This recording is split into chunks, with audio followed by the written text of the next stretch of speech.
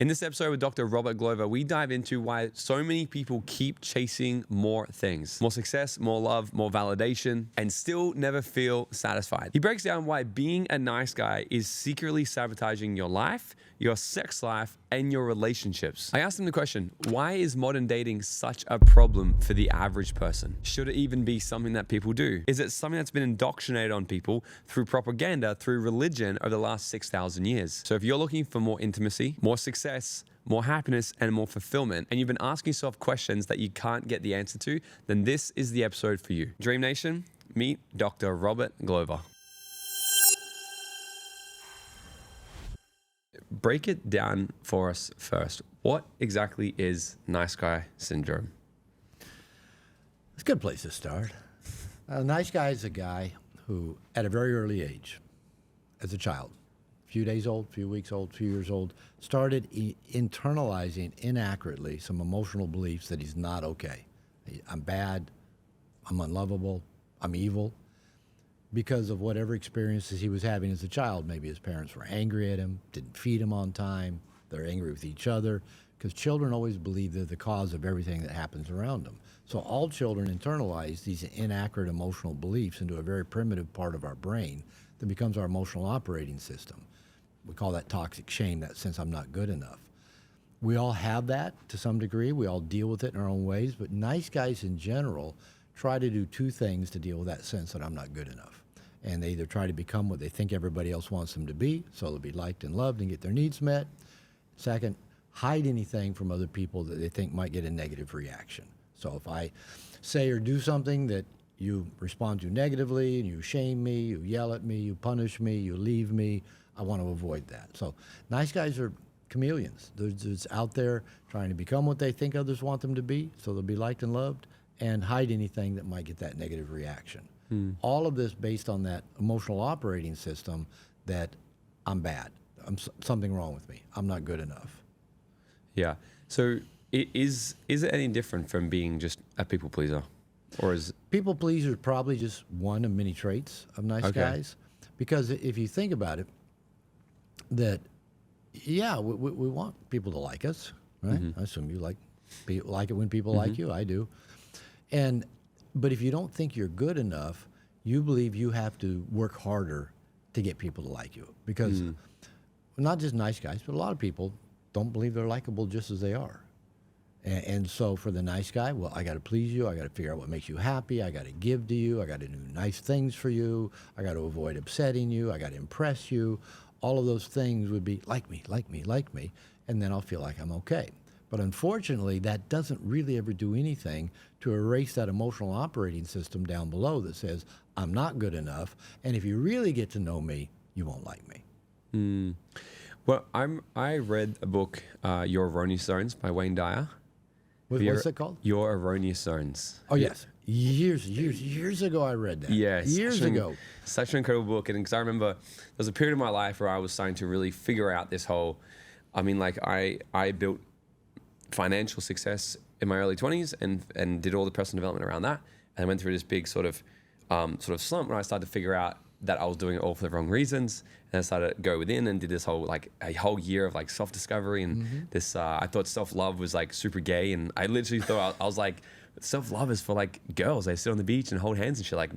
The fuck? Well, I don't do that, right? And I understood as self-esteem and all these things. And I picked up Wayne Dyer's book, and I remember reading this quote that he said. He's like, the difference of wanting and needing it is completely different, because he's like, when I get on stage, I want people to give me a standing ovation. I want them to do. I want their approval, but I don't need their approval. And I'm like, holy shit, that's so true. It's because same as when I run events and stuff. Sure, I like to be liked, but I often say, I'm like, my job here isn't for you to like me because I like me.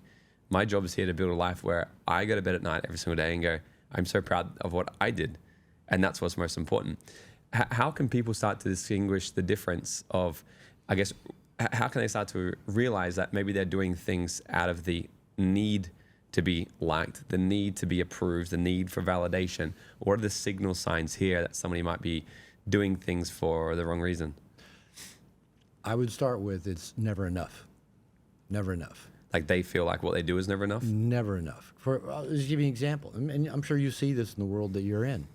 You know, I watch, you know, the influencers out there in the world that, you know, that I won't mention names. We've all got our own people we look up to. You know, we think they're super successful. They're making big money. They got beautiful, you know, things in their life, a beautiful woman in their life, and they're constantly pitching their programs, constantly pitching, and saying, work harder, go for this.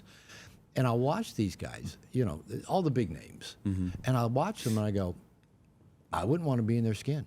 I wouldn't want to be in their life. I see so many of these people, and you mentioned Chris Williamson. Chris Williamson talks about this thing that, like, all these influencers say, work harder, put more into it.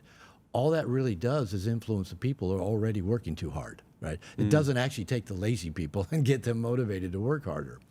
And so what I see is these people that are like in the whole work harder mode, get more, succeed more, build more, accomplish more, is that they've got an empty place inside of them or a belief about themselves in the world that they never get enough done, never get enough done. And usually they're trying to outrun an unapproving parent, not feeling good enough as a kid, getting bullied as a kid, being too skinny, girls didn't like you. And once that really wounds you at your core that says, I'm not good enough, I'm not lovable, I'm not likable, the external seeking of just trying to deal with that, you'll never get enough. You'll never do enough. You'll never make enough money. You'll never build enough ClickFunnels. You'll never sleep with enough pretty women because that place is still inside. It's still the operating system. And so I see a lot of just super successful people making millions of dollars. I'll watch them, I'll hear their talks, and I'll go, I don't want to be in their skin. I don't want to be them. They don't look happy. They don't look content with life. So that's maybe the best way to. I was having a conversation with a mutual friend of ours just this week, and I said, hey, slow down a little bit. You know, you've worked really hard to create the situation you're in. We're actually sitting in this really nice Airbnb on a beach, looking at the ocean. He worked hard to get me over here to be a part of his program, and yet he was just, I got to do more. I got to do more. I got to do more. I said, be still. Be still. You've accomplished your work. I'm here. I'm sitting with you. We're in a beautiful Airbnb. Enjoy this moment. Be in the now. You've accomplished enough. And he goes, I always think I have to do more. Okay, that's that chasing that I got to do more. He'd accomplished something very significant by just getting me over here to Australia, setting up some programs, creating this thing, and we were in it. We were in it. He could have been enjoying it. Yeah, I always think about that next thing. The next thing. The next thing. The next thing. So where do you find the, because that's 100%, well, it's not 100% me. It's like 50% me. Okay. Because like I will still, like we might complete something big. We had our biggest month ever in business last month. And because I notice my thoughts, I try to notice my thoughts of being like, I still have to be happy that we've done it. And I mean, I'm young and we have bigger goals because we have a big mission that we're on. Like, yeah. I'm like, yeah, I could just chill and, you know, coast in business and make good money. But I'm like, but my mission is like, we want to impact, we want to train 1 million people in the next 5 years for our trainings, right? Why? Okay, cool. Let's go into it. Why'd you pick that number and what's going to happen if you don't reach that number, and what happens if you do reach it? What would happen if we do reach it would probably just push it pick bigger. Another number. Pick another number. Because there's more. We got to do more. And to be honest, I don't think we actually will reach it. Because if I, it's just such an astronomical big vision and goal that we all sort of attach it inside the company. We're like, why are we all doing it for it? I believe if we didn't have some sort of mission, that goalpost that we're chasing, I would be bored. So how do you find the difference between doing it from a place of it's never enough? Because I don't think I ever tell myself that.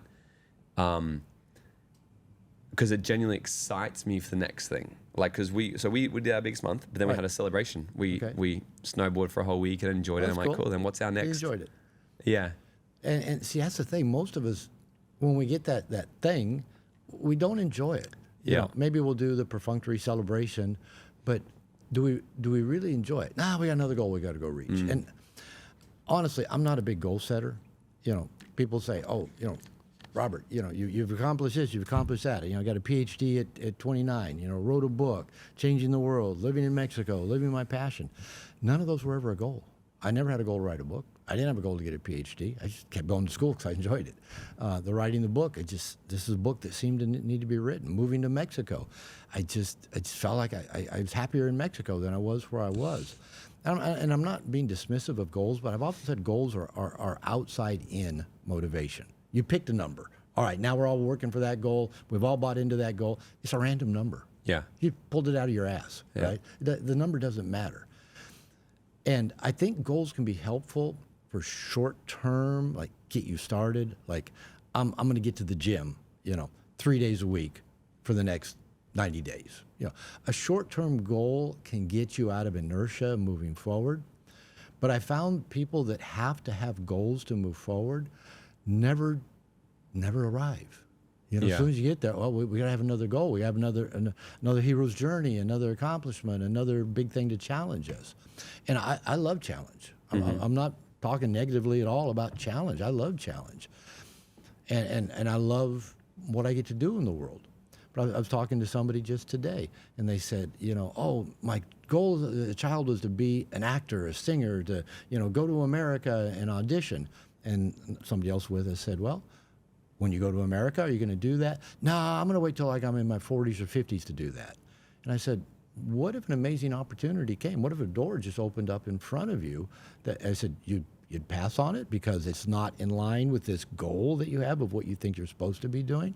And I said, what if the cosmos has a bigger, grander plan for you than what you can imagine, and all these goals and agendas you create just put blinders on you, and you don't even get to see these grand opportunities that are just showing up right and left, and because you've got that goal you got to achieve. Now, what happens is a lot of guys, when I talk to them like that, they go, well, why would I even get out of bed in the morning if I didn't have a goal, if I wasn't attached to some outcome, why would I talk to that woman if I, wasn't wanting to get her number, or why would I? And the irony is, the more we consciously live in the moment, comfortable in our own skin, liking us just how we sit here today, I don't have to get in better shape, don't have to make more money, don't have to lose more weight, don't have to have a prettier girlfriend. I like me right now. And you and I, let's say we're in this moment right now. Isn't this a great moment? We're having this great conversation. You got this great studio here. We got this great backdrop. We got these amazing mics. You got your producer. This is a great moment. I came all the way from Mexico to Australia. This is just great. We're having a great conversation. But what if our minds are always, well, okay, when we're done with this, we got to get this done. We got to go do that. We got to do that. What if the moment we're in is enough? And then when we're done in this moment, the next moment is going to bring whatever it brings, and a door open here, a door open there, and we can choose to walk through that door or walk through that door. But again, so many of us get these blinders on. I see this especially with men in dating, where they want this young, hot thing, and they're like this, looking at the young, hot thing, and other women are sending them signals of interest, attractive, interesting women, but because we're like, I want that one, I got to have that one, we don't even notice this. So in my experience, and there's plenty of other people that could attest to this, like Buddha and other people, that living in the moment actually gives us more inspiration, more excitement, more wow, more, whoa, I didn't see that coming. One of my mantras is I love waking up in the morning not knowing how my day is going to end. And I've been here in Australia now 10 days, 8-10 days. Every day's been like that. I didn't know I was interviewing with you today when I woke up. Yeah. I know I had an interview. Right? I didn't know who you were. I didn't know what it was going to be about, where we're going, what we're going to talk about. I had no idea. And I'm just so excited. We're sitting here across from each other having good conversations about Mexico before we even start this. And what a great moment. I didn't plan this moment. I didn't make it happen. I didn't even know it was going to happen. And here we are having a great time. So this is where I get caught a bit. And I think, it's happening for me, it'll be definitely happening for more. In the success world, the entrepreneurship I like world. that. I like that in quote marks, air quotes. Yeah. In the success world. Because it's like the other month I was in Finland and we were snowboarding, and because I don't have my phone on me, you're just very present when you're snowboarding. And I'm walking back up and I look up the mountain and it's 2 or 3 hours of sunlight per day. So it always looks like it's sun setting. So it's just gorgeous. And I'm like, this is so amazing. Like, I have so much fun right here. I'm like, when was the last time I snowboarded? I'm like, 6 years ago. I'm like, why the hell have I let it wait so long before I snowboard? I love it so much. And I realized, I'm like, well, I just get so busy, always doing the thing and the next thing and the next thing and the next thing. And then I never really create, like, manufacture time. And I always can catch myself going, I just go do this one more thing and then. Yeah, and then this one more thing and then. And I've been run that loop for the last, 10, 12 years. However, it's also made me successful, for what people would see as success, right? Sure. Like money and business and impact and blah, blah, blah. Yeah, I'm looking around your studio here. It's well set up. You run programs. Yeah, you look successful. Yeah. So it sounds like, but this is where I get caught up. It's like it's the paradox, actually, of what I've sort of come to the conclusion of it with. You pursue success. You pursue, yeah, that too. That's it. That too. Pursue success. It's kind of like the Norwegian fisherman story. Have you ever heard that one before? Is that the one where there's a fisherman on the beach and somebody comes and said you could buy more boats and have more fishermen? Yeah. And then you can do all that so you can sit on the beach and enjoy yourself? So for the people who haven't heard it, it's like, Norwegian fisherman sitting in a bar having drinks with his friend, and this businessman comes in. He's like, oh, what do you do? He's like, well, I run this fisherman boat. He's like, oh, then he's like, do you do pretty well? He's like, yeah, I do pretty well. He's like, so why are you here now? He's like, instead of being here, you could be working harder. You can get double the amount of fish. And he's like, and then what? Then you could get another boat. And then what? Then you could catch even more fish. And then what? Then you can make even more money. Then you could expand. You can go over to America. And then what? Then you could make a massive company. And then you could sell it. And then what? And then you could go out each day and just fish a little bit and enjoy yourself. Sit at the bar with your friends and have. And he's like, oh shit. So it is this paradox, because I can understand. Like, I mean, without it, I can enjoy a better quality of life in the moment when I've got more resources. But it is this interesting paradox. So how do we, I guess, balance the people who are hardwired to want to find their true potential? That really does light me up. I'm like, I like pushing the barriers and going like, wow, I didn't know I could do that. That's Great. so cool. And I be mindful, because I've been caught in a trap before of going, I still need to do more. It's not enough. It's not enough. I've been caught in that trap. And that brings you back to the question you asked. How do you be aware? I think you be aware. And balance it. Okay. Yeah. I was speaking at a men's program this weekend, 200 guys out in the valley somewhere. And some guy asked a question about balance. And I said, I'm a stickler about words. I'm not a fan of the word balance. And what I told him, and because most guys, when they bring up balance, all things in moderation, balance, and I go, no, we don't eat rat poison in moderation, right? We don't do all things in moderation. And usually people, when they talk about balance, they're usually avoiding something. I don't even know what that is. They're usually avoiding something.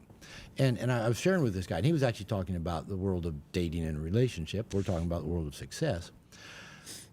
In my experience, this is my opinion, my view, most people I know, let's just use the word success, most successful people I know and most happy people I know are typically out of balance in some way.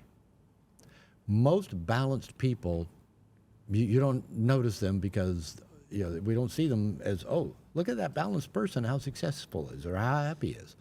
I'm out of balance. My wife tells me all the time, I work a lot. I do. I work a lot. I enjoy my work. I'm making a difference in the world. And again, I don't have like big goals driving me to my work. I got more books I want to write. I love getting invited around the world to speak at programs. I say yes to that. I don't have to go out and try to get on podcasts. I don't have to try to go out and get invitations to speak. I just get invited, right? It just happens because of the work I've done. So I'm out of balance in my work. I'll own that. I've got a nutrition coach I've had for a year and a half, and she still nags me to go train more, right? I'm out of balance. I was here, I've been here for 8 days. I've been to the gym 5 times because I'm hanging around a bunch of gym bros. So I like it. So these gym bros are out of balance in terms of they go to the gym a lot. And that's good for me to push me more out of balance. I'm too far this way. I need to get more out of balance in that. So I'm actually a big fan of being out of balance. So for example, I know people that love making money. They just love it. They're good at it. It's just their gift. It's their talent. They love making money. They don't even have to make goals to make money. They just get up every day and make money. And usually they're out of balance in that direction. I know people that love to go to the gym and they're just out of balance in that direction. I know people that what? Go do the thing that lights you up, and don't worry if you're out of balance. If you wanted to snowboard, for a whole year, travel the world and find around the world mountains to snowboard. If that lit you up and made you happy, go be out of balance that way. Find a way to do it. You could find a way to do it. So I don't think we got to get into balance. I think we just have to be better observers of ourselves, of what's driving the bus, right? What's driving the bus of your success? What was driving the bus in your 20s when you said you realized, oh, that wasn't the best motivation? And you were probably out of balance. To make a lot of money in your 20s, you got to get pretty out of balance. Yeah, it really was. My 20s was a big first was to just get away from. I'm like, crap job. I want to leave my job, have freedom, do all that. But then it was also attention. It was validation. Okay. It was very like. And there's never enough of that. Yeah, it was a very big thing. I'm like, I need to be publicly successful so people see. And then I realized after going through my last breakup, when we ended it, I came back into Australia and I had like a year of like just, freedom. And I was 27. I had financial freedom. And I was like, I'm not getting a relationship again until I'm 32 or 35 years old. I've got every guy's dream life. And that's another one of those just crazy goals or limits. I'm not, like I told the guys talking to today about being an actor. I said, what if the most amazing woman walked into your life, a woman that would bless your life, take you places you've never been before, and you go, no, not ready for a relationship yet. Yeah. No, not walking through that door. So I put the goal, I just said to myself, I think, because I was just like, I'm 27, I'm just focused on me and doing this thing. And, so I did what any 27-year-old would do, and who was just single. And I spoke to my mentor, and he said to me 3 things. He goes, you're going for a breakup, 3 things to do. Don't go back to her, don't say a negative thing about her, and don't sleep with anybody for 12 weeks. So I was like, I like all those. I was like, got it. Wait, what was that last thing you just said? I was like, 3 fucking months. I thought I was meant to get on every single app possible. I thought it's what you do, right? And I listened to him. And then through that journey, that's where I actually started to realize this whole thing of every time I felt like needing attention, I was like, okay, how can I fill that void with something for myself? So I started dancing. I started doing those other fun things. And I learned so much in this year because I remember, I think I want to talk about even other sections after, but I remember even just with women, where I was like, okay, I was single, and I was very like, I'm not in a relationship, I don't want to be in a relationship, but if you just want to have some fun, I want some fun, blah, blah, blah. And what I realized was every single time I'd hook up with a girl, after I was like, okay, next. And then I realized this, I was like, I'm not, the only reason I'm actually trying to chat up girls, go on dates with girls, is not even to have sex. It's so because I just sat with it. It's the feeling when they walk into my house and go, oh, wow. Wow, this is where you must live. be successful. Yeah. And I was like, fuck.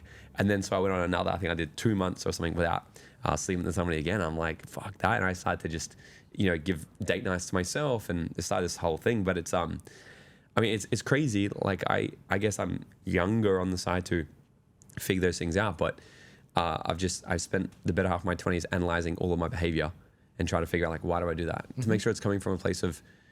That's why I wrote a book, No More Mr. Nice Guy. Yeah. I was trying to figure out me and why what I was doing wasn't working. So you really are answering, that question of how do you figure out what's driving the bus of your life? Yeah. Even going back to that Wayne Dyer thing of it's okay to want something. Yeah, wanting's fine. But when we start needing something, that's that thing that's going to give us validation or make our life better or make us a different person. We never do seem to find that. Because you can want to drive a nice car. Great, wonderful. Do what it takes to have a nice car. But if you need a nice car because that's the only way you feel important, or you can impress women or impress other guys, there's no end to that. And so you're an observant person. You've probably been successful because you can observe things outside of you and go, oh, if I just did that different, did that better, that would probably be successful, and we could do that. You're observant. Yeah. And you've done the same thing with yourself. You've turned the observation in on yourself and say, all right, why did I need women to come into my house and be impressed? I don't know, you're not going to marry these women. You know, what, you want them to go on social media and tell everybody you have a nice house? I mean, what? And when you start realizing, oh, there's an empty place in there. There's an empty place, and you may not know where it came from. You don't know how it got there. Don't know why it's there. But you know you're trying to find something to fill the empty place. And you're looking, it's like the empty place has a certain shape to it. You don't quite know what that shape is, but you're trying to find the thing that has the exact fit. Like, is it the round peg in the round hole, or do you have a square hole and you're looking for a square? And we might try money for a while. We might try beautiful women for a while. We might try travel for a while. We might try, trying these different things. I mean, we might try drugs for a while, trying to find that thing that fits. But unfortunately, there is nothing that fits that hole and fills it. We have to go in and explore that hole. We have to go explore the emptiness inside of us. Otherwise, we're just going to keep running and chasing something like we got a dragon on our tail about to destroy us. Yeah. What happens, because I've asked this question in the past, what happens if the reason someone is successful is because they have the belief that it's never enough? And it's actually been a lot of successful people get there. But it's been useful for them. Sure. Because it's motivated them. And then let's say they do this inner work, and then one day they wake up and they go, I don't want any of this anymore. It happens. And they lose their motivation. There's a book, I'm probably going to misquote it, but something like the monk who sold his Lamborghini or something It's like Ferrari. Ferrari, yeah. I haven't read that book actually, but is that what it's about? I think it was a very successful attorney, big bucks, making a lot of money, found some form of spirituality and thought, this isn't making me happy. And I think countless people over the years have bumped up to that. We thought, this is going to make me happy when I get it. And we get it and go, what's next? What's next? Oh, it didn't make me happy. And sometimes we have to hit some kind of bottom. Maybe it's a drug addiction. Maybe it's a breakup of a relationship. Maybe we go out and have an affair. Maybe we lose all our money. Something has to be a big stick often to come along, get our attention, and we go, why isn't this working the way I thought that it would? And then, like say about, when the student's ready, the teacher arrives. I've been so fortunate in my life that when I finally realized I had to go find answers, teachers started showing up, in different forms, not even always people. Yeah. Sometimes experiences, and you start going, oh, this is interesting. I never would have noticed this before. How would you describe the stereotypical nice guy in a relationship? We'll go back to the people pleaser. Because the nice guy doesn't feel like he's okay as he is, he has to, again, do what he thinks he has to do to get a woman to like him, whatever that might be. And for most nice guys, it's kind of being the simp, pleasing them, avoiding conflict, doing nice things for them, giving them gifts, giving them surprises, and hiding anything from the woman, the partner, say if they're not straight, hiding anything that might make them leave, get angry, start a fight, blow up. And so what nice guys usually hide is their feelings, their wants, their truth, their behavior, their sexuality. They hide that from the woman. Think if it might get a negative reaction, I'll keep it in, and I'll just kind of sneak it up on her. I won't be too bold. I don't want to take a chance of getting rejected. And somebody asked me not long ago, why is that people-pleasing, especially the approval-seeking of women, so prominent in men in general, but especially in nice guys? And my thought about that is my sense is that perhaps all of human history, little boys sought the approval of the feminine, of the women. And it makes sense, if we're a helpless little baby, and Needs mom. We need mom, we need mother, we need our caregivers. Maybe it's not mom, maybe it's a grandmother, maybe it's a nanny, maybe it's babysitter, usually female. We need their approval for survival. They better like us enough to take care of us, to feed us, to change us, to bathe us, to keep us alive. So for the first several years of life, we need female approval, because if we don't, we'll die. We'll die. And even when we get into school systems, I don't know how it is here in Australia, but where I grew up, I had one male teacher before I got to middle school, junior high, and so that means even to get from second grade to third grade, I had to learn how to please a woman. hopefully. So, but what happened for most of human history, for about 1.5 million years when we were tribal, the men of the tribe, when the boy got to be 8, 10, 12 years old, they took the boy out, put him in some situation, some dangerous situation, had to face his fear, a vision quest, strapped him down to, an anthill all night, or put This is hooks the in rite his of chest. passage that Rite people of talk about? passage. If you saw the movie 300, when the boy's Yeah. in the cave with the spear. And if you don't pass that rite of passage, you don't move on to manhood, right? You don't survive. How old would that usually happen back in the day? Well, back in the day, how long would it happen? Or At age, which age are they? typically about the age a boy's getting close to puberty. Right. Just getting close to it. And every culture is different. Jewish culture has bar mitzvahs, but it's usually right around adolescence, right around puberty. Yeah. And every culture has been different. And even, how we've been for the last 10,000 years, where we've not been tribal, we've been more agrarian, patriarchal ownership type.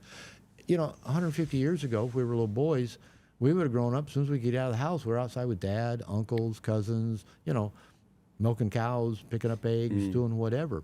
We at some age, we were taken out of the realm of the women, the feminine, as our caregivers, taken into the world of the men, taught how to live in the masculine world, the scary world of the masculine. And at that point, we no longer needed female approval. At that point, we had what the women wanted. The women came to us as initiated men. What's happening nowadays is men don't have any real significant kind of initiation, and so it's the men out there chasing the girls, chasing the women, trying to look for the hot women and the Lululemon that are out having coffee at 6 o'clock in the morning here, because we think they've got what we want and what we need. So we're still in that, I've got to figure out a way to approve them, get their approval.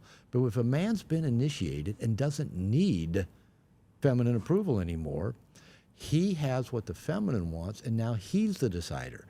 Women will come to you. They'll seek you out. They'll send signals. They'll let you know they're there.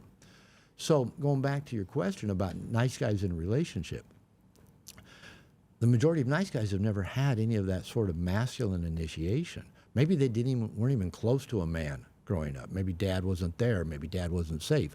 Nowadays I hear from a lot of Gen Zs, dad was a nice guy, and all he ever taught me was don't piss off your mother, because that's what he was trying to do. And so if a man gets initiated, whether it's at 8, 10, 12, 25, once he gets initiated and is comfortable in his own skin, he can want a woman, but he doesn't need her. And now the woman's going to come to him and want what he has to offer. And now all of a sudden, we don't have to please him. We don't have to pursue the whole happy wife, happy life thing. Now, I'm married. I want my wife to be happy, but I don't have to make her happy, right? And so I have what she wants, and I don't have to please her. Now, I still fall into those patterns because it's kind of wired into my nervous system. But so that's a key part I see with nice guys in the relationship, is just all of that people pleasing, the avoiding of conflict, the hiding of things, trying to get their approval, not having them be upset, try to keep them in a good mood so they'll want to have sex. I call that maintaining the possibility of availability. Well, I won't upset her, I won't go hang out with my guy friends, or I won't go to the gym today. Whatever it takes, I want to maintain that she's happy and everything's okay and not in a bad mood. I've actually found out if my wife's in a bad mood, it's better that I go out and go do something and get out of her hair. Let her get over the bad mood, and I'm in a good mood because I'm not doing what I want to do. I'm at the gym, or I'm with my buddies, or I'm traveling, or whatever. And she can figure out how to get herself into a good mood, and then I'll come back. Yeah, that's very interesting. I have to piss so bad. So I have a quick break. Don't be a nice guy. Exactly. Like, I gotta pee. Exactly. Okay. That's a great conversation. That's why you should leave it in. Is because that's just a classic example. Yeah. In the moment, you needed to pee. Take a pee. Maybe just make that your whole mantra for life. Whatever is up in this moment, do it. Be in that moment. It is crazy how many. Like, I've never done in the past. Or like, perfect example is that it's like I've been in a conversation, or I need to do something, and I will not meet my own needs, what I need, out of the fear or worry or looking dumb or something. And it's like, and then in your head, it's fucking nothing anyway. It's like, I gotta piss. We all need to pee. Okay. Yeah, we all need to pee. But yeah, I think we all can relate to that. That's why I think you should leave it in. I hope you do. All right. Is because that's just okay in this moment. That's what I need right now, and I'm going to voice it. I'm going to take care of myself, and then we'll pick up where we left off. Yeah. Isn't that just a great way to Plus, go people about will be living life? wondering, it's like, how do you do these long podcasts? And you Now guys they'll- pin now them they're on the gonna desk. know. Oh, now they know our secret. Yeah, we've edited got it. it. We've got a 2-liter milk jug under the desk here.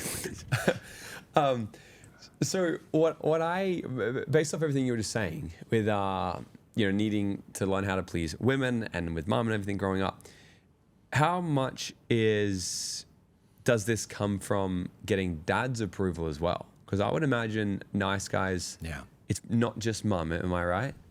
Yeah, when I started working on me, my journey began. I was in my mid-30s. I was in my second marriage, and my wife said to me, "Everybody thinks you're such a nice guy, but you're not. You're passive aggressive. You treat me well, and then you don't. I can't trust you.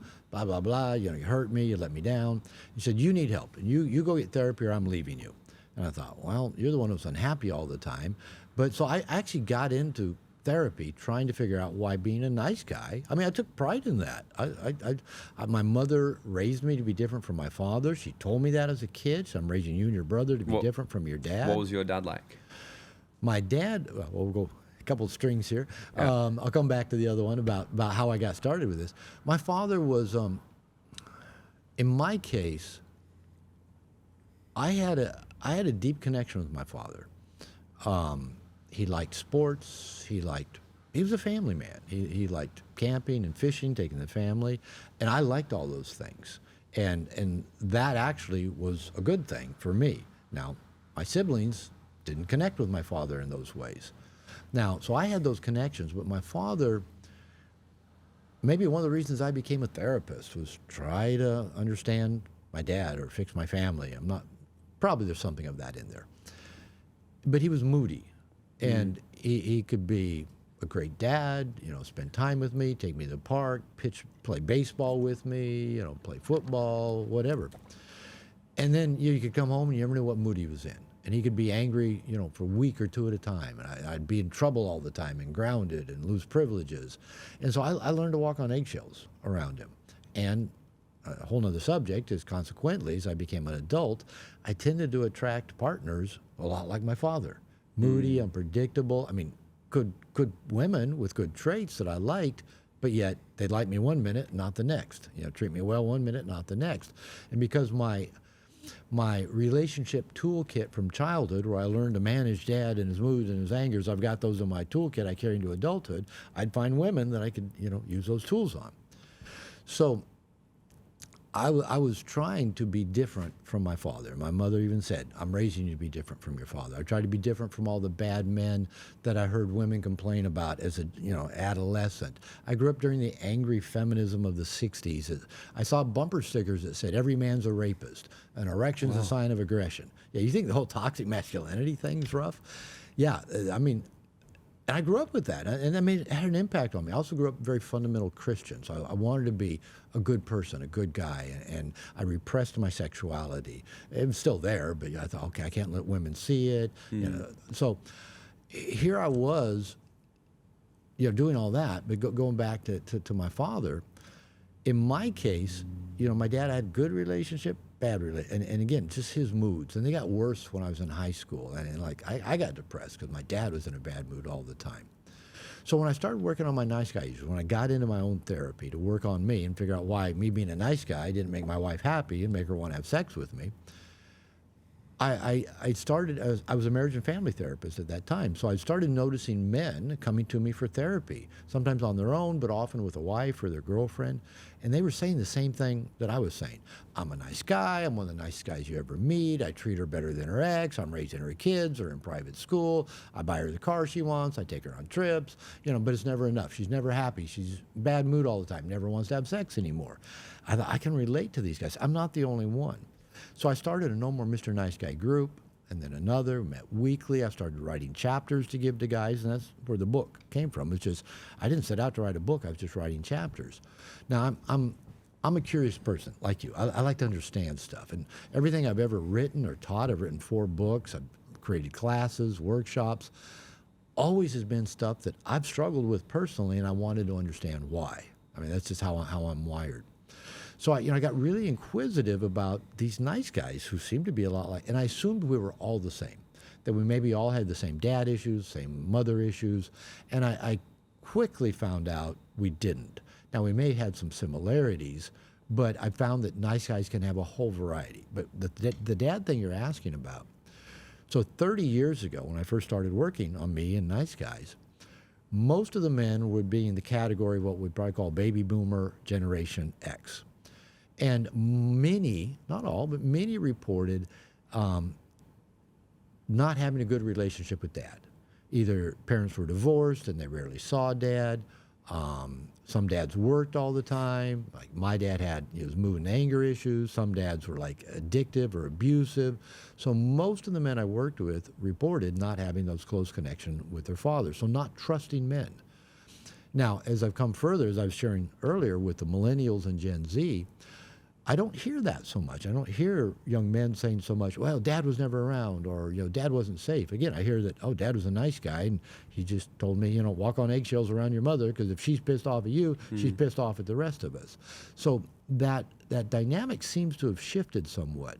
But I think what I would see in common, going back to that rites of passage, masculine initiation, most men, whether it's guys my age, like I'm in my 60s, pushing 70, guys in their 40s, 30s, 20s, most men have never had any kind of masculine initiation where we learn to feel safe with men and trust men. And even going back to the whole relationship thing, as a marriage therapist, I've told men for years, the best foundation we have for building a good relationship with a woman is having good guy friends. Because since I've been in Australia, I've been around dudes the entire time, just all the time. Several dudes in an apartment, several dudes in a house, several dudes at a campground. I've just been around dudes. Sounds like an interesting trip for you. Pardon? Sounds like an interesting trip for you. And I absolutely love it. I mean, I just love hanging out with dudes. And yeah, of course, I'm the oldest guy in all the bunch of stuff. But I'm just having just such a good time hanging out with dudes. And in my experience, when a man has that good foundation and connection with other men, like we were talking about, he doesn't need a woman's approval, doesn't need to go chase a woman. He has what the woman wants and desires. We don't have to try to make him happy, don't have to try to please him. And if our woman is unhappy with us or upset with us, we've still got our dudes, we've still got our foundation. And nowadays I've heard the term soulmate twice in the last several days about guys asking about soulmates. I don't believe in that, because you get that one-itis, oh, it's my soulmate, I have to make her happy, and we're supposed to be together forever. What if your soulmate is your best friend, and your best friend's pissed off at you for reasons you don't even understand? Who are you going to go talk to? You still need guys in your life. You need best friends who are not your woman. And then you can stay connected and grounded, and your life is good. And the way I tend to put it, if a man creates what I call a great cake of a life, and to me, that's good friends, is pursuing purpose and passion, is leaning into challenge, is regular strenuous exercise, is some sort of maybe spiritual practice of meditation or reading or quiet time, and giving back to the world, I think those are basic key ingredients for not every man, maybe most men, of a good life. And if you have that great cake, a good woman is just the icing on top. You don't have to have icing. Cake's good without icing.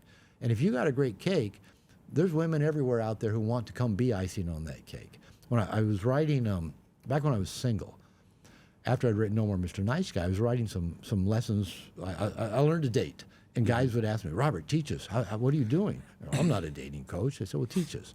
So I ended up writing a 12-lesson dating course. This has been probably 20 years ago. During the time of both writing it and then kind of maybe rewriting it, I've dating two different women over time. One woman, then later another woman. Both women read the materials for me. They're good proofreaders. Both women came to the part in the book about the man creating his great cake of a life and a woman being the icing on top. One woman wrote in the margins, I like being your icing. And another woman the other woman later on, when she was reading it, said, just flat out told me, I love that. I love that you have a great cake, and I love that you've let me be your icing on top. So the women were telling me, we don't want to be your cake. We want you to have your great cake because we get to come be a part of it. You're full. You're complete. You're not empty. You're not needy. You're not chasing something, and we get to come be a part of that. And I'll go back to, especially if we didn't have good connection with our fathers, we especially need to do that father work, and we need to work on creating healthy, loving, supporting connection with other men. And for a lot of guys, that's challenging, especially if we got bullied either by our fathers or bullied by other men when we were little, in school or whatever. But yeah, I'm just such a big fan that we need that connection with men to have our best relationship with women and to level up in every other area of life. So you said before, a rite of passage is something, an initiation process of men feeling comfortable around other men. Explain what that would look like in modern day and age. And for anyone listening to this, watching this, that might feel uncomfortable with other dudes, like what's a good example of what they should do or could do or seek out to sort of have that? You know what? There's really no one right way to do that. Yeah. And you know, when I kind of started working on myself and realizing, I'm pursuing the approval of, you know, this woman in my life like I pursued the approval of every other woman. And I made a conscious decision to start seeking out the company of men rather than the company of women. And back then, about all that was out there was kind of Iron John and Robert Bly had written that, and mythopoetic movements. I went out in the woods with a talking stick and said ho and beat a drum and stuff like that. That's kind of, you know, rites of passage. But in my mind, a core rite of passage is something that requires us to get comfortable feeling uncomfortable, get out of our comfort zone, to get at our edge, to do the things that frighten us. And that can be almost anything. And especially it can be almost anything if we have the support of other men doing that. You know, it could be doing, you know, a bodybuilding competition. It could be doing Brazilian Jiu-Jitsu. In my men's program, I have a program called Integration Nation. At the end of every one of our calls, we put on music and we dance. I mean, we're all on Zoom, guys all over the world dancing. Now, about 5% of the guys drop off the call when we start dancing. Yeah. And some guys have said, do we have to dance? No. But, you know, and what I tell them, as innocuous as it sounds, just a bunch of dudes putting on rap, classic, rock or roll, it doesn't matter. We pick a song, put it on, we move our bodies on Zoom, and then we tell, good night, you know, see you guys next week. If it makes you uncomfortable, you should do great. Do it. Dance in front of a bunch of dudes on Zoom. You know, my wife will walk by the door. I've got French doors with glass on my office. My dog's in there looking at me. The dog is just going, oh, he's dancing again. My wife goes, oh, he's dancing again. So even just dancing in front of dudes. Now, workshop, maybe you go on a vision quest. Maybe you're out for 4 days and 4 nights with no food and somebody's supervising but at a distance. Maybe it's, you know, doing something really physical. Maybe it's going into battle. It could be, you know, playing a sport with your buddies where, you know, you go, you know, just leave it all on the field. Anything that requires that we get comfortable feeling uncomfortable, I believe can serve as masculine initiation. So it doesn't have to be, you know, doing a sun dance where we got hooks in our chest looking at the sun for 48 hours. That can be, but it doesn't have to be. Anything that requires us to get uncomfortable, I think can initiate us. Cool. And how can I articulate this question? So I'm imagining a really nice guy in a relationship who wants to really please his partner and make sure she's so happy and you know, the happy life, da-da-da. Da-da-da, yeah. And I've seen relationships play out where the partner, so the woman, crave it just as much from a place of insecurity or of their own thing. Sure. Because obviously when we run, I'm saying like we coach relationships in our room quite a bit. Right. So I'll see lots of dynamic relationships. So I can see a very, very, you know, pushover kind of guy, the simp is what you called it, and then the wife. And I can see the wife being like, you know, more of like a tougher sort of, where you can tell she doesn't really love it at all. But I've also seen relationships where she craves that from him. So, no, but I need you to be nice. But I love you to be nice. Oh, yeah. But be so sweet when you think of me all the time, and all the gifts. And I've seen that, and I'm like, because me and my partner were like, I'm not fucking like that. Yeah. as I said, I'm trained as a marriage and family therapist. Yep. And so my training is to look at relationships systemically. And that is not like, is this partner the problem? Is that partner the problem? But what is the relational system the two of them have co-created together? And the model of the way I look at things, I never think that, oh, one person is the cause of that relationship dynamic. Everybody involved is an equal participant in co-creating that system.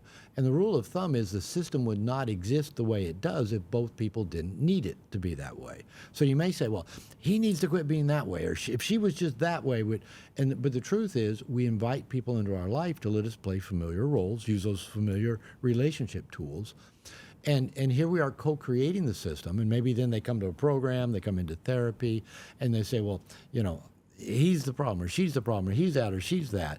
And if the therapist or coach gets involved in their story of what's happening, you miss it. And because there's an axiom in marriage therapy that whatever a couple's fighting about is not really the issue. There's something underneath that typically. And I've heard it said that we tend to be attracted to people who have some of the worst traits of both of our parents.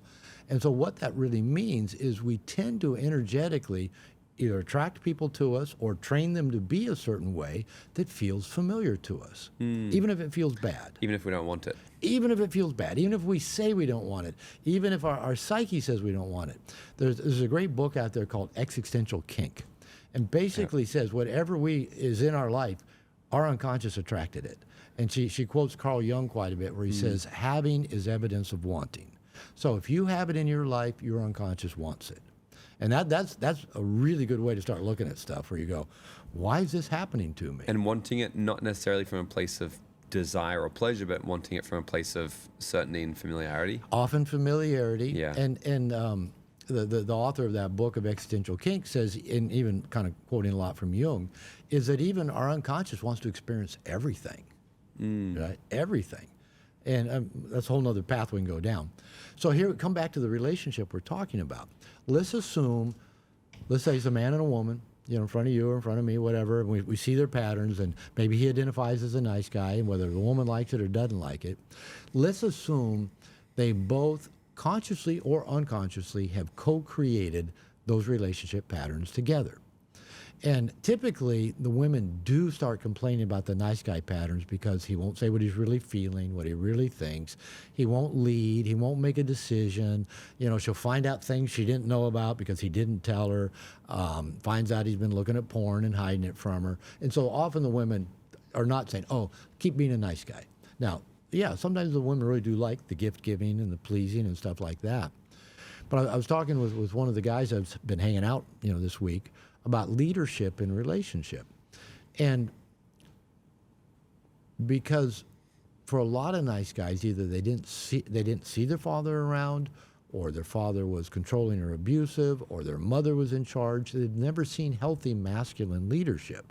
And what they tend to think that is control. It's the man controlling stuff. So when I talk with men about leading in relationship, leading in your own life, it's not about controlling the other person or controlling the woman. It's about living life on your terms and inviting that person to come along. And they can choose to come along or not. They can choose to dance with you or not. And so the whole thing around leadership, one of the because I think maybe what you're kind of alluding to is there's a certain percentage of women out there who kind of like being in control, and they're really okay with their husband being passive and letting them make all the decisions. Like if I'm out in public and I see a couple like come into a restaurant or go into a store or into a hotel or something, and the woman's walking in front, leading the way, you know, talking to the person at the hotel desk or talking to the host or hostess, saying, and the guy's just standing there. Yeah. You know, the woman's leading the way. You know, she probably likes being in control and being the leader. And what I've been telling guys for a long time, I think, I like using the 80-20 rule. It's just, you know, a number we pull out of our ass. You know, 80%, I believe, of women would be happy to follow the lead of a conscious man whom they loved. Now, leading doesn't mean doing everything he says or going everywhere he goes, but they would be happy for him to make decisions. You know, one of the biggest complaints I've heard from women about their nice guy partners is he won't fucking make a decision. Yeah. So they Everything's feel on unsafe. me. I got to make decisions. I don't feel safe. I feel controlling. I get irritable. They say, I come home from work or I've been doing this. And he says, what do you want to do tonight? What do you want to do for dinner? She goes, just make a decision. I'm okay with it. And we can have a discussion about it, but just start the ball rolling. And based on my conversations with women, is that I'd say 80% of women would love it if their man just said, hey, we're going to go do this tonight. Or, hey, sit down, take your shoes off. I'm going to rub your feet. Tell me about your day. Or, hey, I got some happy hour planned. Or, hey, we're going to the gym. Get your clothes on. Let's go. Not control, not demand. But leading. And I tell guys, the only way you can find out if a woman wants to be led or trusts you to lead is to lead consistently over time. Because most women, I mean, in a way, I don't know if this sounds good, but I feel sorry for women for a couple of reasons. One is that really most women have had two choices in men. Either the asshole jerk that treats them bad, you're never there for them, steals from them, sleeps with a friend, does drugs, whatever. The asshole jerk that kind of turns them on because he's edgy and not available. Or the wussy doormat. The one that, oh, yes, dear, whatever you want. Can I do something nice for you today? Yeah. And that's their choices, right? So I feel sorry for them for that. The other piece is most women, we're talking about dads, even going back to their own dads, most women have never had a man in their life who helped them feel safe, who they could depend on, who they could lead. And so young women at an early age just start taking control. I mean, by nature, women are security-seeking creatures. That's just an evolutionary fact. They've always not been as fast or as strong or having children or being pregnant and being vulnerable, right? Women feel vulnerable in this world. And if there's not a man there providing leadership and security for a young woman growing up, she'll just take charge. She'll just take control. And I understand. I think if I felt vulnerable and was waiting for somebody to help me feel safe and secure, I'd just go get it done myself. And so we see a lot of women that are just good at getting it done. So then they get a man who's never grown up with a father to show what leadership looks like or never been initiated. And the man thinks, okay, she wants to be in charge. Kind of example I get is that, the man and the woman meet. Nowadays, the young women, they're strong, they're in charge, they're getting stuff done, they're CEOs, they're running their companies, and guys are still trying to figure out what they're doing, and they're playing video games and smoking dope and jerking off to porn on the internet. And, they meet, and so the woman just, the woman gets in the car and starts driving. The guy just gets in the passenger seat and says, well, I guess she wants to drive. And he just goes along, and she's listening to Katy Perry, and he's going, I can't stand Katy Perry, but I guess that's what she wants. And what I found is, if the woman starts driving, starts leading from the very beginning, she'll never hand it over because she just doesn't think he will. And the guy's thinking, well, I guess she wants to be in charge. So he never even says, do you want me to drive for a while? But I found if the guy, opens the door for the woman, puts her in, he drives, and she says later, would you like me to drive for a little bit? He says, sure. Why don't you drive a little bit? We'll swip. Reciprocity in relationship. You can lead a little bit. I'll lead a bit. But it seems like it requires the man to initiate the leadership for there to be reciprocity. If the woman initiates the leadership, there's rarely any trade-off. It doesn't go back and forth where they take turns leading in the relationship. So I tell the guys, lead consistently over time, give her something to follow, lead and see if she follows, because a woman can't follow where the man's not leading. And I think you find out over time, is she in the 80 or the 20? And if you lead consistently in ways that turn her on and make her feel good and make her feel loved and make her feel like a queen, she's going to love that. She's going to want more of it. But if she wants to be in control, there's 20%, I think, want to be in control no matter what.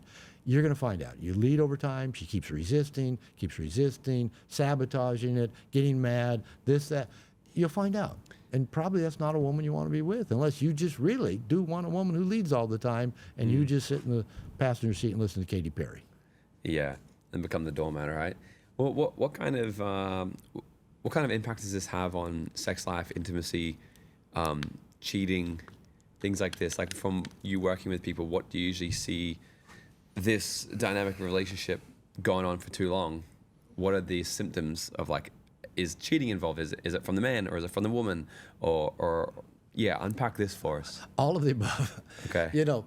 Probably one of the most common complaints from nice guys in relationship. and it was mine, and it's what I started hearing from other guys when I started working with them in therapy, is she never wants to have sex anymore. My second wife announced on our honeymoon, "Aren't you glad now that we're married, we don't have to pretend to like sex anymore?" Wow. Is that when you knew it was over? I wished I did. Unfortunately, I was still a real nice guy back then. I thought, oh, I can fix this. Right? Yeah, I can right. fix this. I That was can your make second? it better. My second marriage, Yeah. right? I can fix it. I can make it better. And it was that woman I was married to when I got into recovery. She's the one that said, "You need to go to therapy or I'm leaving you." And then I wrote No More Mr. Nice Guy during that period of time. So one very common pattern for nice guys in their relationships is their partner to lose interest in sex. Typically because the nice guy isn't leading. He's leading everything up to her. It forces her to be in what we'll call her masculine energy. She has to be the doer rather than the done to. And, in every sexual relationship, for sex to occur, there has to be polarity. There has to be a doer, there has to be a done to. There has to be a penetrator, there has to be one being penetrated. Now, this can be physical, it can be emotional, it can be spiritual, right? What I found that in gay relationships, they're really clear who's the top and who's the bottom, right? In lesbian relationships, they're really clear. Who's the dude, who's the dyke, who's the butch, who's the femme. It's really clear. I found in most heterosexual relationships, especially with younger adults, it's really vague. Really vague. Who's top? Who's bottom? Who's pitcher? Who's catcher? Right? Who's dom? Who's sub? And those are terms. Well, I don't know. We don't like those terms. We like everything nice and smooth and equal. But if you think about it, unless there's a doer and a done to, there's a pitcher and a catcher. Sex is just two bodies lying next to each other, waiting for something to happen. Sex always involves somebody doing something to somebody. Right? Make sense? Mm-hmm. Now, the beauty of it is, going back to our analogy of who's driving and who's in the passenger seat listening to Katy Perry, I have found that if the woman trusts the man to lead, to initiate, I think that's why kind of men, in a way, have been given the strong sex drive. I don't think that means men like sex or want more sex than women. In my experience, women, if she doesn't have any sexual wounding, they love sex. They want lots of sex. Mother Nature wired them to be highly sexual creatures, more than us.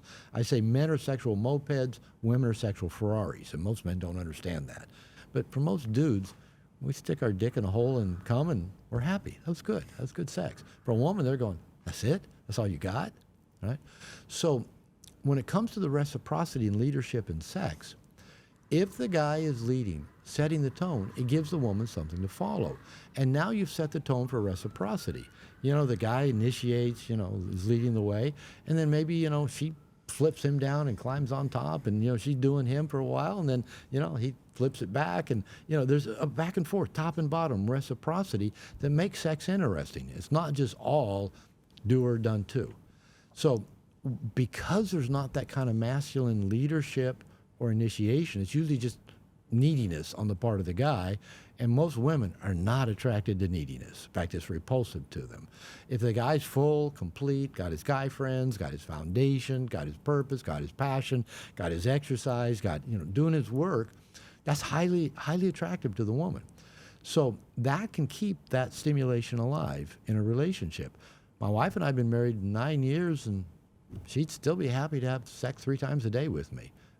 I'm not up for that at my age, but she'd be happy for it, right? She just loves sex and loves having sex with me.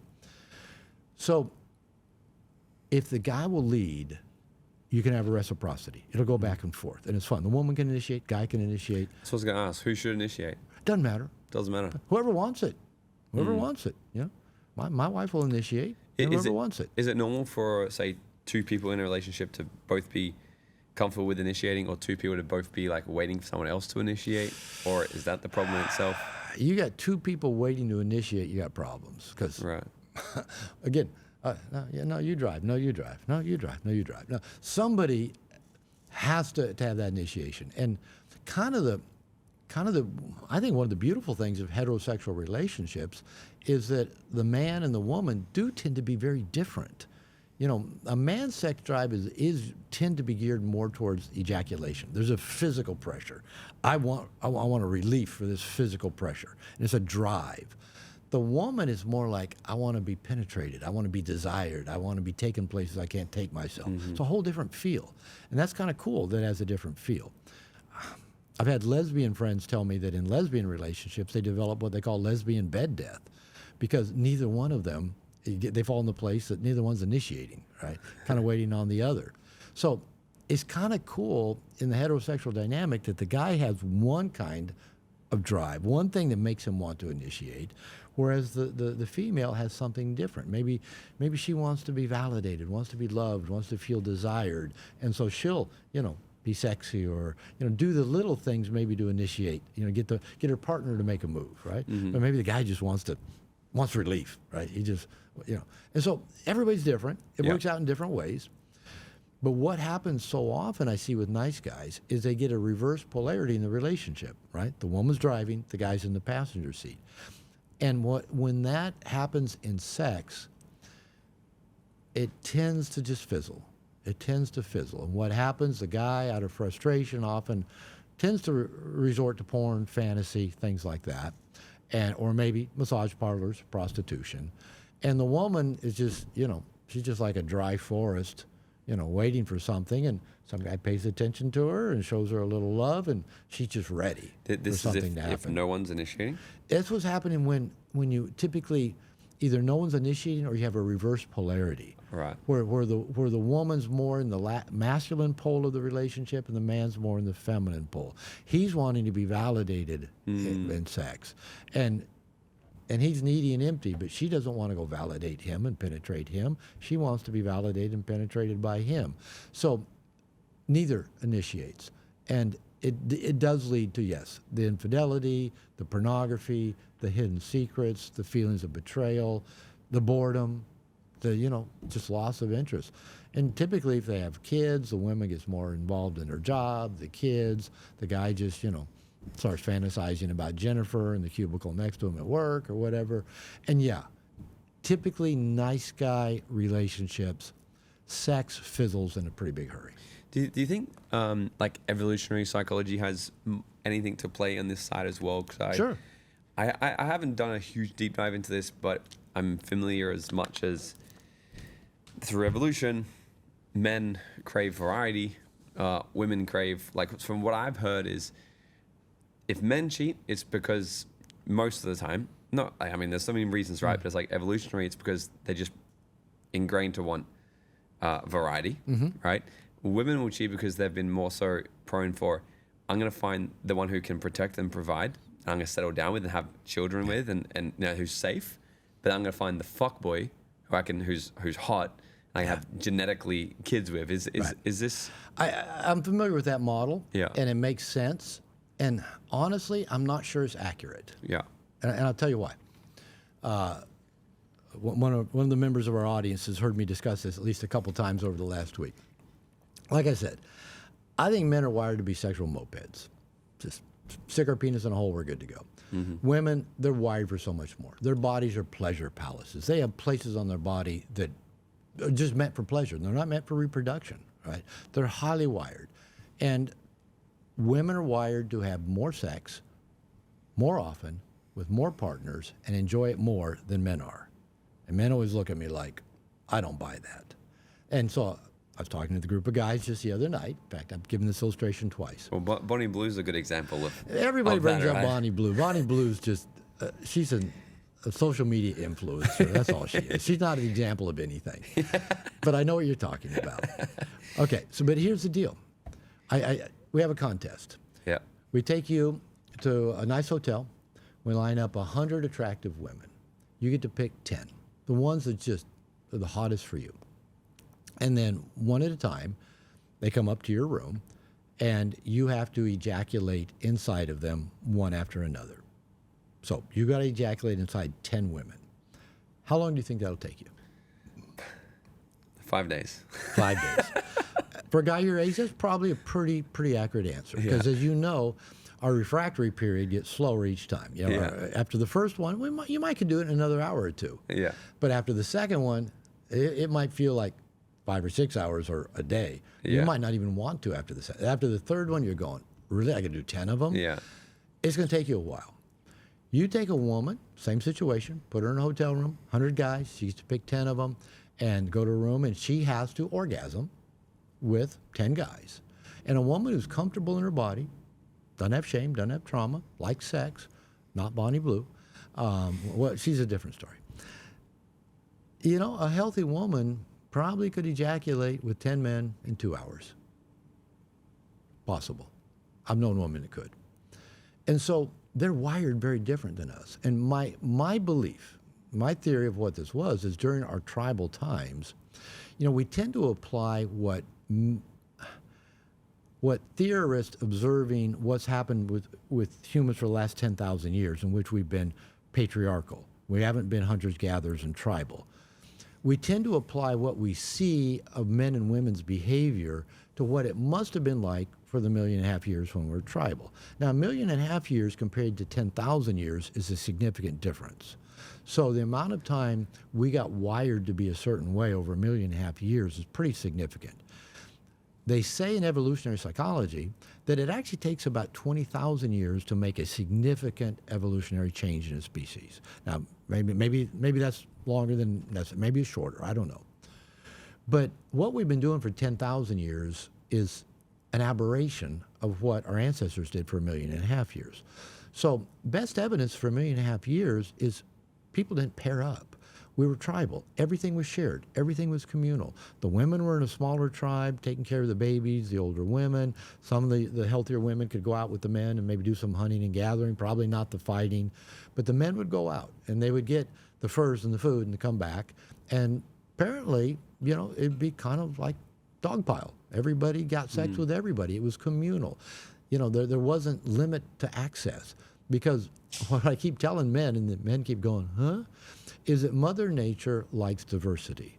Mother Nature wants genetic diversity in all plants and animals. You know, monogamy is evolutionary sin. Mother Nature does not like monogamy. Monogamy was created by men about 6,000 years ago. It's not the norm. That's why men aren't faithful, that's why women aren't faithful. So my theory is, for 1.5 million years, the men came back with the food and the furs, and they fucked the women of the tribe. And that's why probably periods tend to line up for women when they're in close proximity, because it's a good thing that as the men are having sex with the women, you know, they're all more likely to get pregnant at the same time. It's a good thing. And what happened for the men is we could just climb on, ejaculate inside a woman, roll over and go to sleep, because that's kind of what we do, right? And start snoring. The women, at least in my experience, and what women tell me and I've experienced, you know, now that they're aroused, they want more. And they want more. They can have multiple orgasms. They can have multiple partners. They have no refractory period. Where did all that come from? It came from evolution, right? So what happened is probably each man took turns having sex with each woman. The guys could roll over and go to sleep. The women could have another one and another one and another one. And they weren't really in competition for the guy that could throw the spear the farthest or could, you know, kill the lion the best, because all the men worked together to do that as a tribe. Sperm actually compete inside the woman's vagina and her fallopian tubes, and it's actually the strongest sperm they're going to win the competition, not the guy that can throw the javelin the farthest. So all this thing we think of women being attracted to the guy with this body shape, this shoulder, you know, what is the status? Status looks money, SLM, the black pill kind of thing. That is just shit that has been actually forced on women because they didn't used to have to make a choice. They got every man in the tribe, and if every man in the tribe had sex with every woman in the tribe, they all assumed it's their kid, right? So all the men took care of the kid. So the tribe got genetic diversity. The women were taken care of and had sexual access. The men were taken care of and had sexual access. And the kids were taken care of because the men all thought, those kids are all mine. And it worked really well for 1.5 million years. But about 10,000 years ago, some really bright ancestor of ours decided, you know what, I'm tired of, you know, hunting and gathering and being nomadic. Let's stay on this piece of land.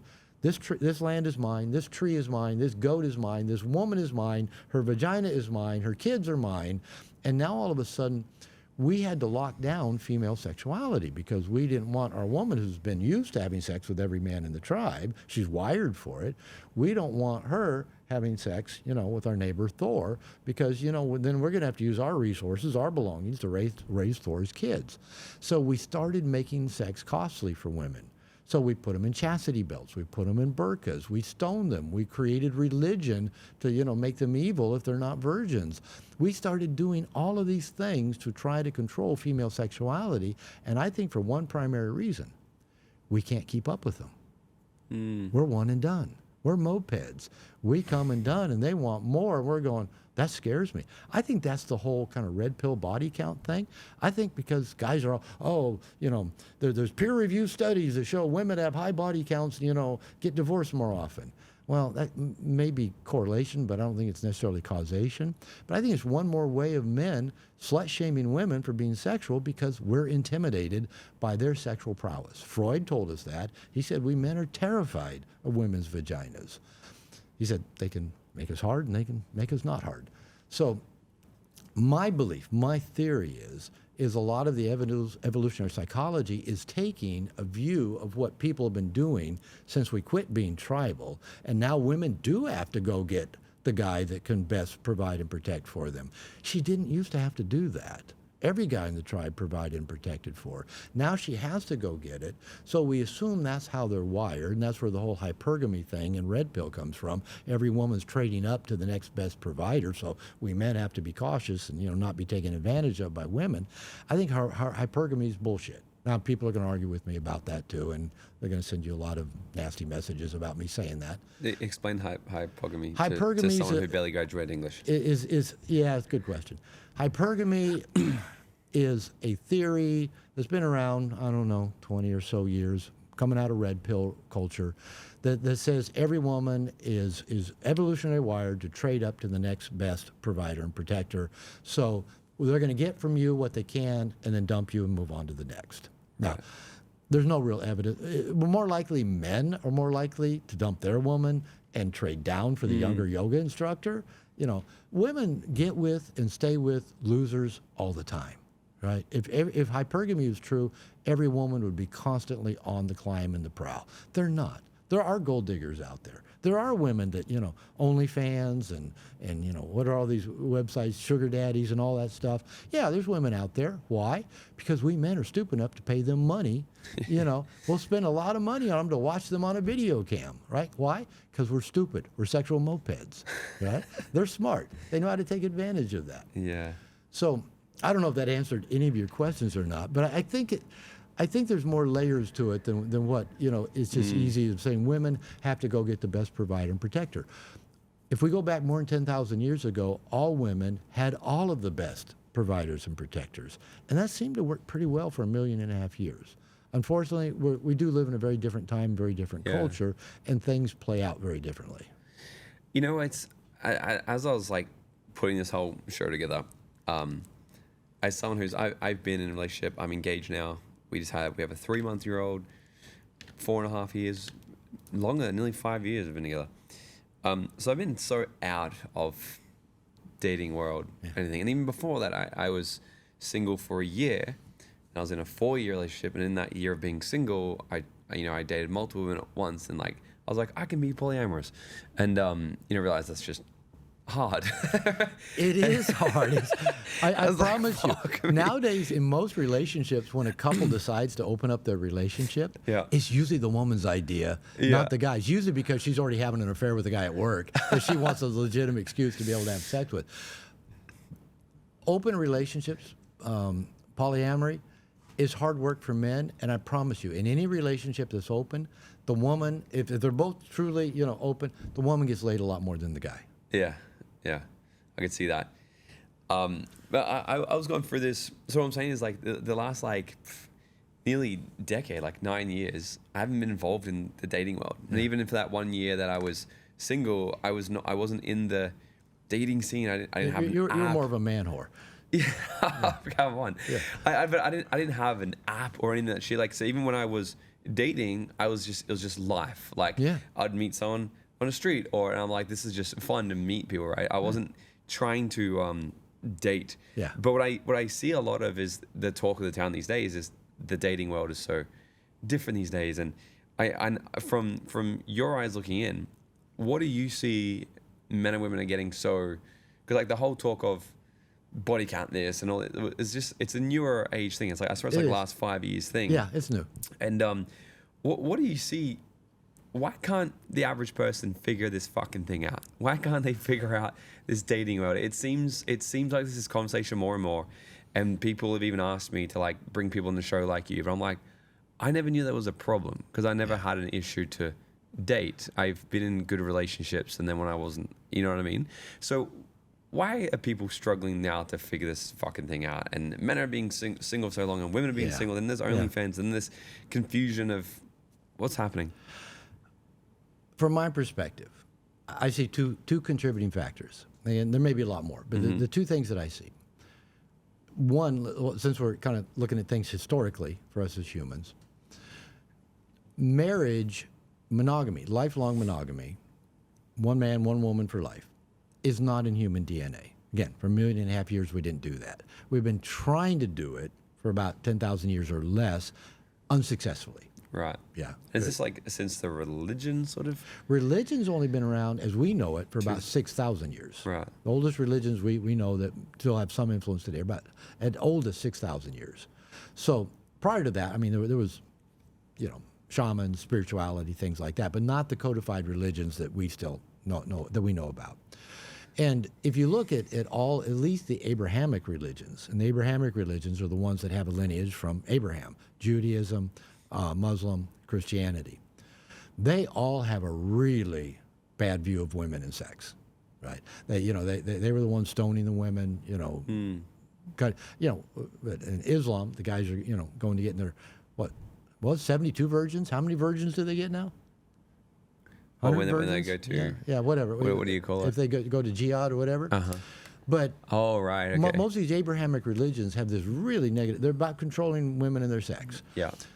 If you go to, you're a fan of Mexico, if you ever go to a city called Guanajuato, in the state of Guanajuato, Mexico, it's an old colonial Spanish town, beautiful. All the roads are underground in tunnels, and there's been no new construction for hundreds of years. What's it called? Yeah, you gotta write it down. Yeah. Don't ask me to spell it. It starts with a G. Guana. How do you say it? Guanajuato. Guanajuato. All right, I'll find it. I actually went there on my honeymoon. Yeah, okay. Beautiful. It's an interesting place. So, silver mines there. You can do tours of the silver mines. At one time, is the number 2 producing silver region in the entire world. So the Spaniards got really rich, working the local Mexicans to death. There's mummy museums there because it's a high, dry climate, and they just wrap people. And they wouldn't bury them underground. They'd put them in crypts. You can go to these museums where there's mummies, just preserved mummies. There's also museums of torture there. Museums of torture, where they show you apparatus and describe the ways that Catholics, religious people, tortured. And there were 3 groups of people that these Catholics, religious people, tortured. Unfaithful women, infidels, i.e. people that wouldn't convert to Catholicism, and homosexual men. And you look at the things they created to slowly and painfully torture people in the name of God is horrendous. So that's kind of what religious influence on sexuality and relationship over the years. Okay, but kind of backing up to your question. For most of the last 10,000 years, because most marriage has been purely economic, this farm, they had a daughter, this farm next door had a son, they got them together, and then, they needed each other to have a bunch of kids to, keep the farms going and keep the family line going. So up until maybe 200 or so years ago, all marriage was purely economic, and you had to stay together for a lifetime, and lifetimes weren't very long. Times were hard. Purely out of economics. Love did not factor into it. Wasn't even a part of it. In various parts of the world, I know Indian men who still are getting their marriages arranged. So even in India today, marriages are still arranged, okay? Romantic love, relationship for love, has, I'm told, only been around 200 plus years. And I heard that Shakespeare wrote Romeo and Juliet to show the fallacy of romantic love. We love each other so much, let's kill ourselves, right? That's romantic love. So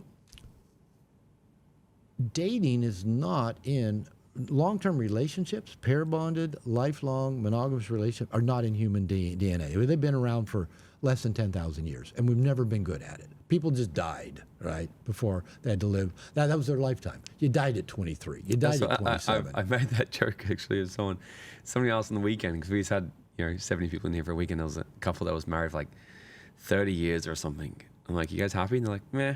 I'm like, so we're just going down the conversation. I'm like, yeah, they stay together. Yeah, I'm like, is anyone here convinced that they want to stay together? And I'm like, it just makes no fucking sense to me. I'm like, I think, 10,000 years ago, 5,000 years, 6,000 years. Didn't matter if with you were religion, happy or not. But you'd find your one, because you'd get married with God, and then, but shortly after finding them, you'd have kids, and then you'd die 10 years later. Somebody dies pretty quickly. Because right? the average age was fucking 30 or 40, so it's very easy. Nobody had to live together 30 years. Yeah, right? it's very easy to be with someone 15 years and then fucking die. So, right? so that's been the reality, right? Yeah. Okay, and so now we get to the idea of dating. My father met my mother at church. Mm-hmm. Okay, my wife, 2 of her brothers, she was 8 of 10 kids, so this is not going back very far. 2 of her brothers married 2 of her friends.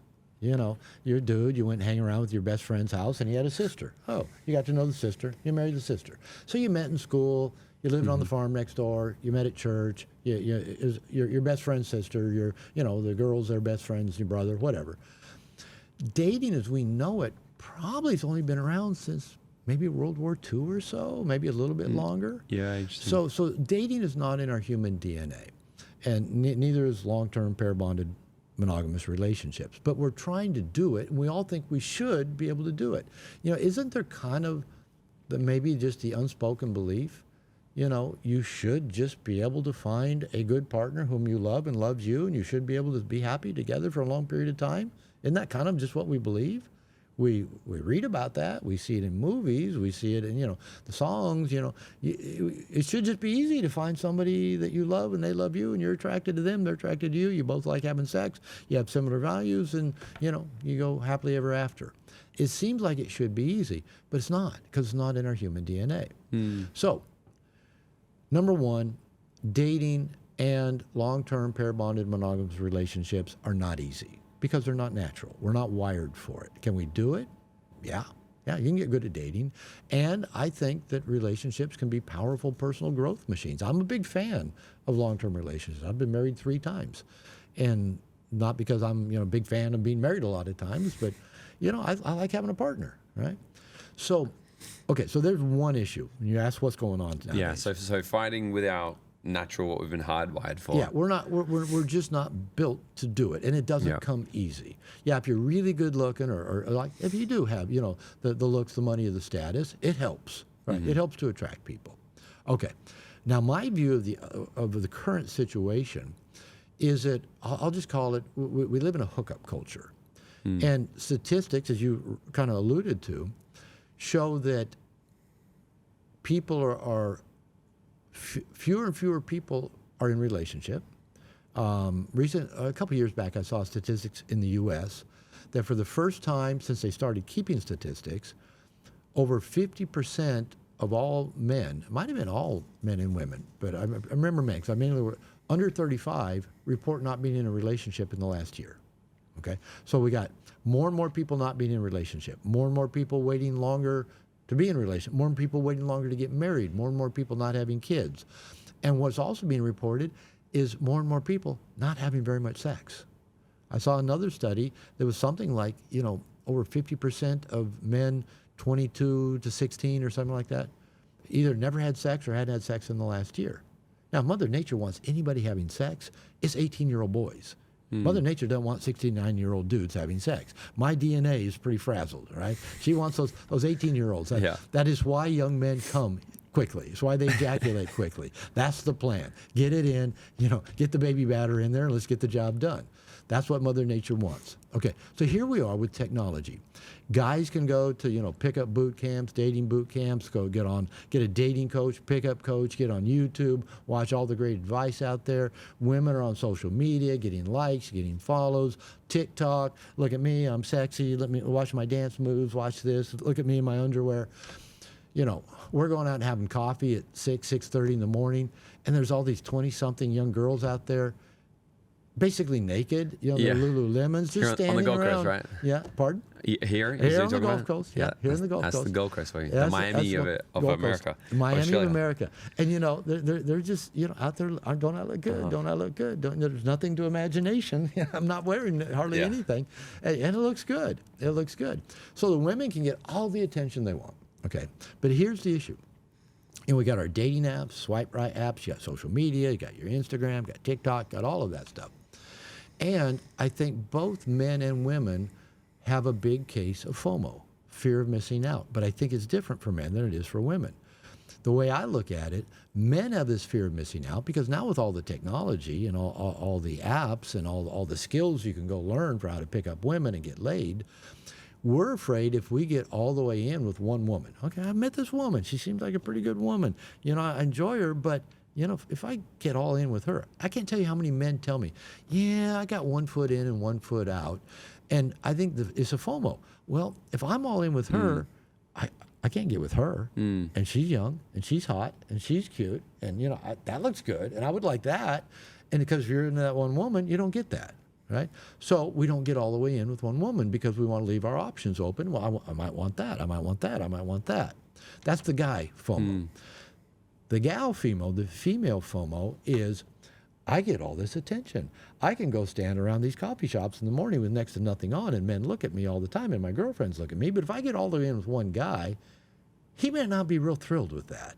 Me like just showing everything I got on the street at 6:30 in the morning, and I can't go to the gym and get all the guys' attention, and I can't be on TikTok and Instagram and constantly getting likes and getting men hitting on me and men asking me out and men wanting to spend money on me and men wanting to be on my OnlyFans. I will have to give all that up if I get in with one guy. I'll have to give up all the attention. Yeah. Right? Status, whatever.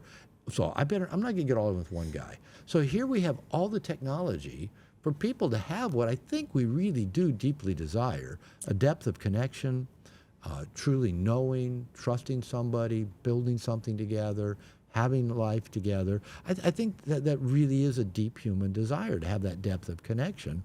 And we have all the technology to help us get it, but because we have all the technology to help us get it, we don't want it because we might miss out on something else in the meantime. So that's just my read on why, you know, women are freezing their eggs and not having kids, and they get to be 40 years old and go, all right, where's my guy now with the high-performing guy with a nice job and a nice car, and he wants to be with me at 40 while I'm ready to have kids. I spent the last 20 years traveling, living in Dubai on millionaires' yachts, and who wants me now? Or working for Meta, you know, and they paid me to freeze my eggs, and they paid me a good salary to not do much of anything, and so I think that's the way the world works, and I want a guy that makes at least the $200,000 that I'm making because that's what I want. That's what I'm wired for.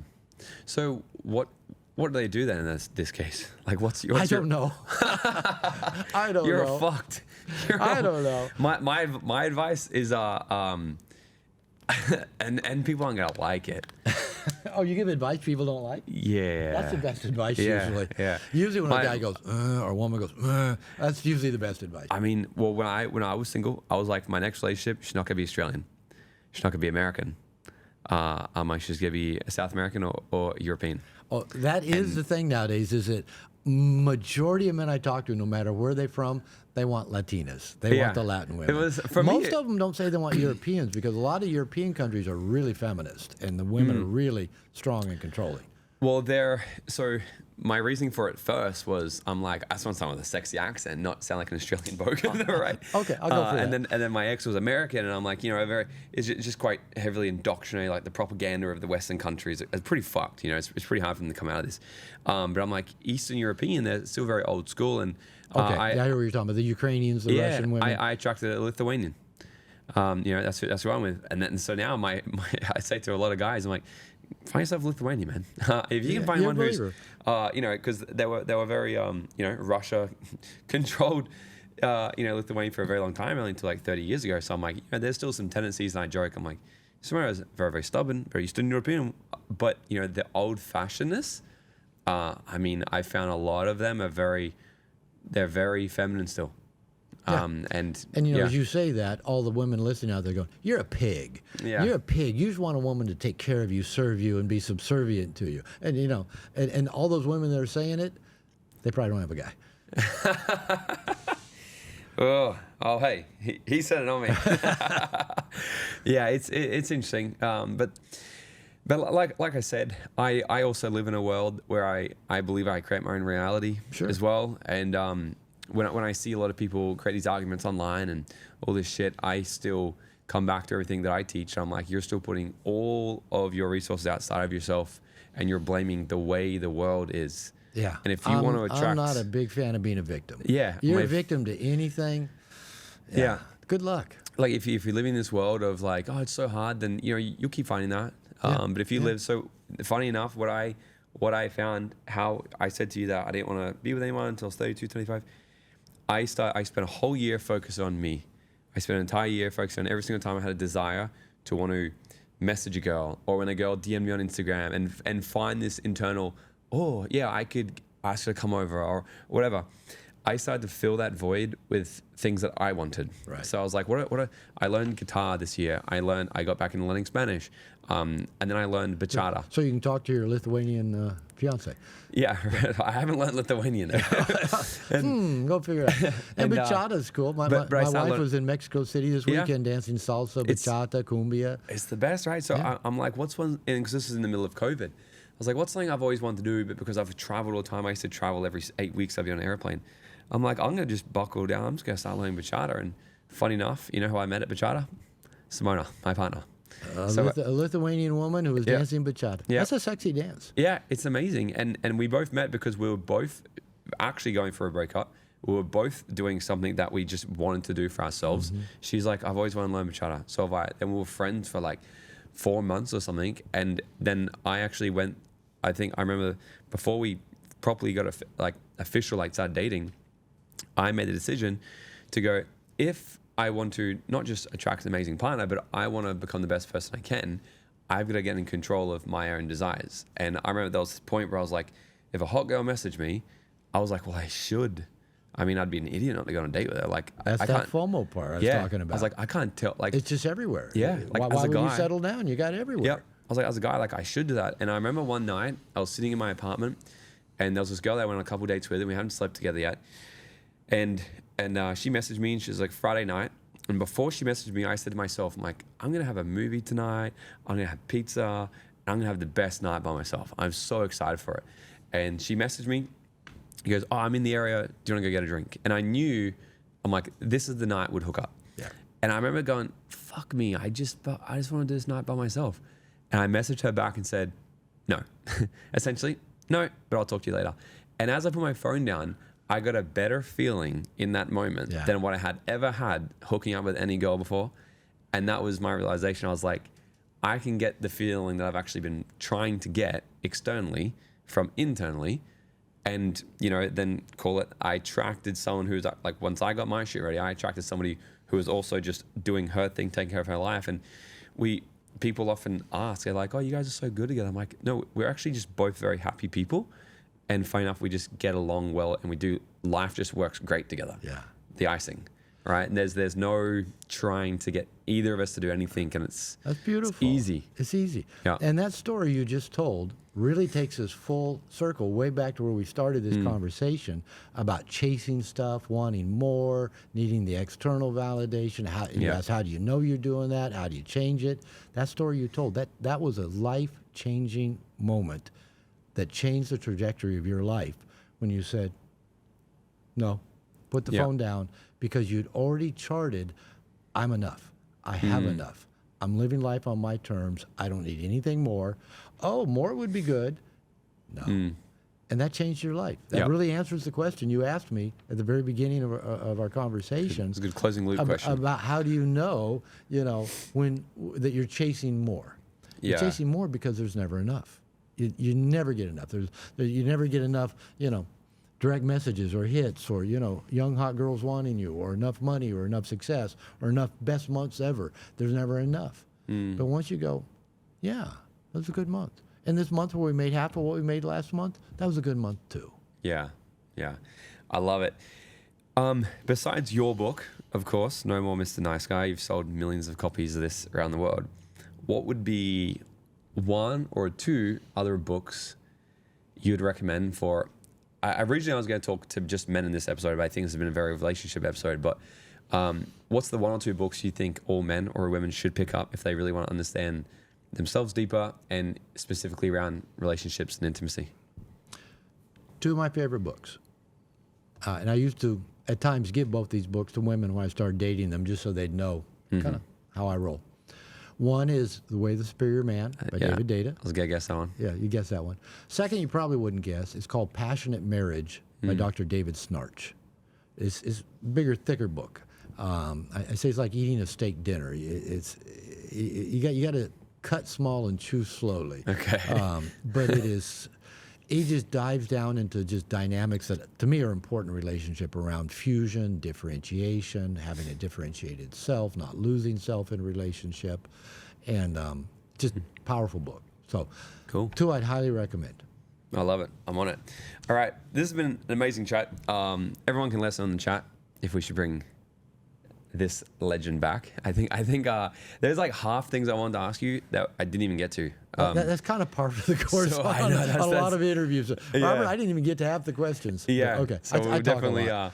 it's just a good excuse for me to come to Mexico, right? Come to Mexico, we'll do it in Vallarta, Yeah. or I know kind of Austin is kind of becoming a second or third home for me. Cool. I go there often enough. My wife accused me of having a girlfriend there, so I had to take my wife there, and all my buddies go, "Hey, we're gonna bring some women around and say this is your girlfriend, your Austin girlfriend." So I love it. maybe we get together in Austin. Yeah, one of those places. Let's do it again. I love it. I love it. Love it. Cool. So to wrap up this episode, I ask all my guests is if you were to go back to your 18-year-old self and give him 30 seconds of advice, what would it be?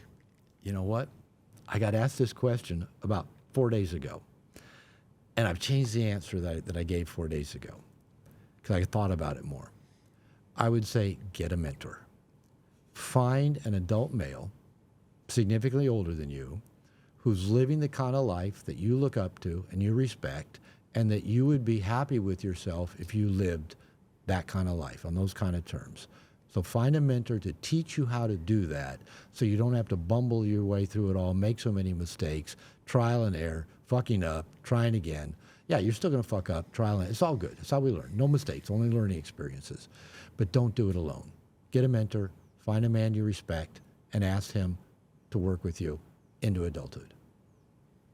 Boom. Amazing. I appreciate you. Thanks This so was much. fun. Thank you. This is great. I love it.